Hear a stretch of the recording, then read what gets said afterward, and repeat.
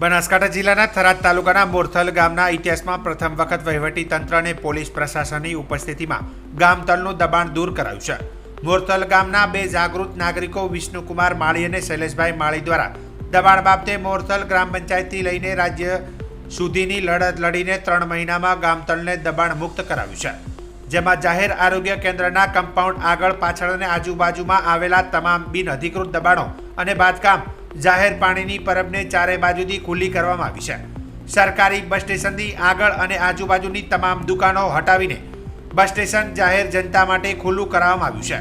મોરથલ ગામને જોડતા Dhanera road, Thara road, Dedua road, Luvana road ઉપર આવેલી તમામ અડચણરૂપ દુકાનો હટાવવામાં આવી છે.